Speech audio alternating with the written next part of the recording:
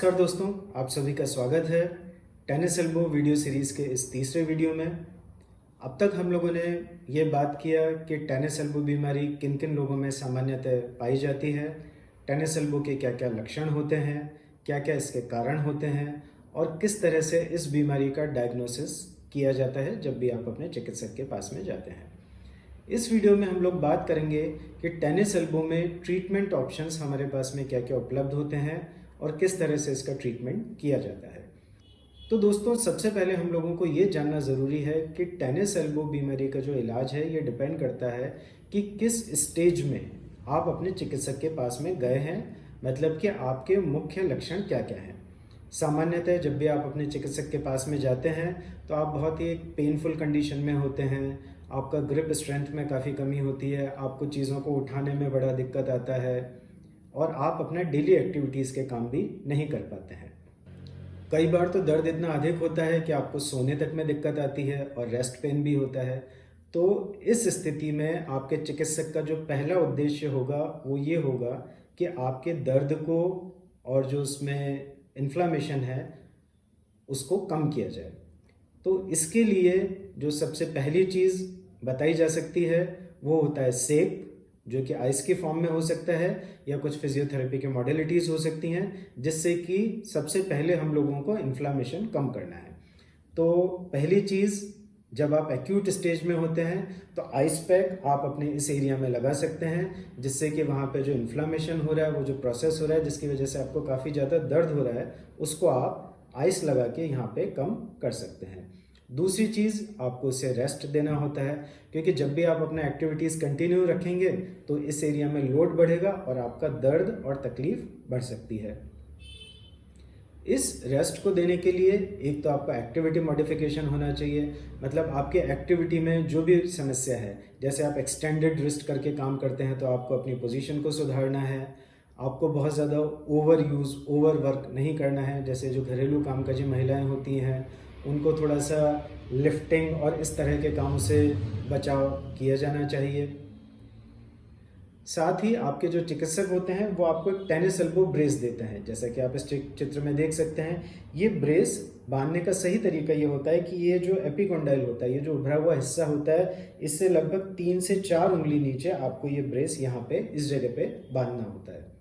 दोस्तों, समस्या ये होती है कि कई बार प्रॉपर्ली आप लोगों को पता नहीं होता, तो आप अपना ब्रेस बिल्कुल इस जगह पे बांधते हैं और क्योंकि यहाँ पे थोड़ा कंप्रेशन मिलता है तो हो सकता है इनिशियली आपको उसमें आराम भी महसूस होता हो।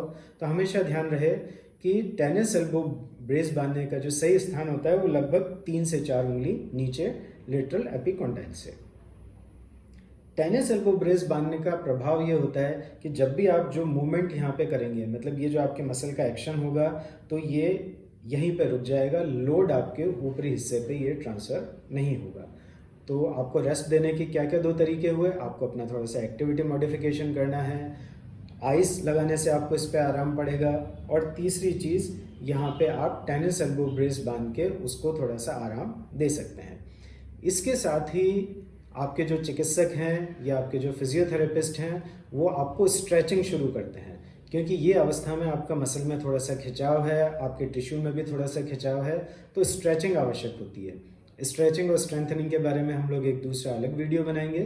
तो आपको कोल्ड कंप्रेशन बताया जाएगा, टेनिस एल्बो ब्रेस लगाना बताया जाएगा, कुछ स्ट्रेचिंग के बारे में आप लोगों को बताया जाएगा, रेस्ट के बारे में आप लोगों को इसके बारे में जानकारी दी जाएगी, और कुछ दवाइयाँ इस स्टेज पे आपको शुरू की जाती हैं जिससे कि आपका दर्द का निवारण हो पाए।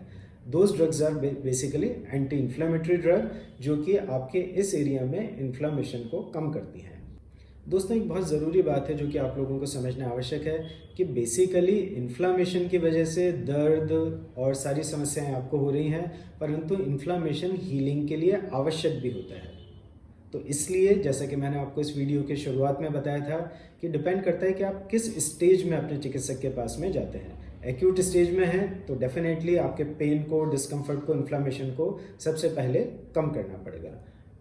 कई कई जगह पे ये भी देखा जाता है कि इस इन्फ्लामेशन को कम करने के लिए ही स्टेरॉइड के इंजेक्शन लगा दिए जाते हैं।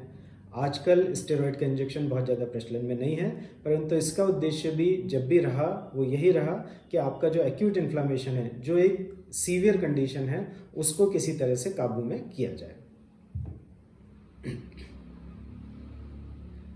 जब आपका ये एक्यूट स्टेज क्लियर हो जाता है, मतलब जब शुरुआती अवस्था से आप क्रॉस कर जाते हैं, लगभग 2 वीक 3 वीक जब आपके दर्द में कमी हो जाती है, तब आपके चिकित्सक का उद्देश्य ये होता है अगेन स्ट्रेचिंग, यहाँ पे कुछ मसाज किए जाते हैं। मसाज का उद्देश्य ये होता है कि यहाँ पे जो एडिशंस बन रहे हैं उनको थोड़ा सा रिलीज़ किया जाए, यहाँ पे जो ब्लड सर्कुलेशन है उसको बढ़ाया जाए। अब इस अवस्था में, क्योंकि अब हम क्रोनिक स्टेज में धीरे धीरे की तरफ बढ़ रहे हैं, तो इस अवस्था में हम लोग इस बात की कोशिश करते हैं कि यहाँ पे इस टेंडन के अंदर हीलिंग हो। तो हीलिंग बढ़ाने के लिए आप यहाँ पे हॉट एप्लीकेशन कर सकते हैं, जिससे कि यहाँ पे ब्लड सर्कुलेशन बढ़ेगा और टिश्यू का हीलिंग बढ़ेगा। मसाज एडवाइज्ड होते हैं, स्ट्रेचिंग और स्ट्रेंथनिंग। ये सारी चीज़ों से जो सेकंड स्टेज का जो ट्रीटमेंट है उसमें ये सारी चीज़ें दी जाती हैं। कुछ एक्टिविटी मॉडिफिकेशंस भी आपको बताए जाते हैं, जैसे कि पाम अप लिफ्टिंग।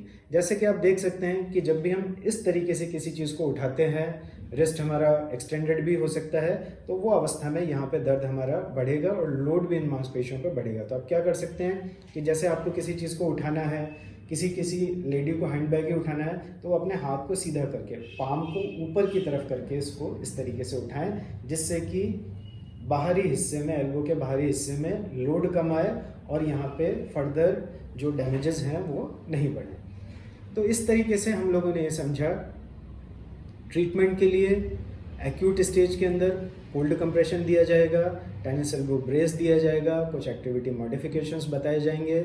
जहाँ पे जो क्रोनिक स्टेज धीरे धीरे जब एक्यूट स्टेज सबसाइड हो जाती है, तो हीलिंग को बढ़ाने के लिए hot application, massage, manipulation, strengthening, ये सारी चीज़ें इसमें बताई जाती हैं। पर टेनिस एल्बो ब्रेस का इस्तेमाल इस जो अवस्था होती है, ये वाली जो स्टेज है, उसमें भी किया जाता है। जहाँ तक मेडिकेशन का सवाल है, तो दोस्तों ये देखा गया है कि विटामिन सी, कोलेजन पेप्टाइड, ये सारी चीज़ें जो टेंडन होता है उसकी हीलिंग में काफ़ी मदद करती हैं।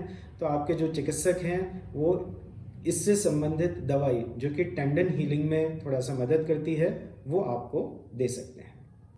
तो इस वीडियो में हम लोगों ने जाना कि टेनिस एल्बो के इलाज के प्रारंभिक क्या क्या तरीके होते हैं। ये सभी कंजर्वेटिव मेथड्स होते हैं जिनके बारे में हम लोगों ने बात किया। अगले वीडियो में हम लोग बात करेंगे कि क्या क्या इंटरवेंशन वाले मेथड्स हो सकते हैं, मतलब इंजेक्शन थेरेपी और सर्जरी, जो कि टेनिस एल्बो के केसेस में कई बार दी जाती है। तो दोस्तों इस वीडियो को देखने का धन्यवाद। स्टे ट्यून, बने रहिए हमारे साथ। धन्यवाद। मैं डॉक्टर विक्रम शर्मा आप सभी के स्वास्थ्य लाभ की कामना के साथ धन्यवाद।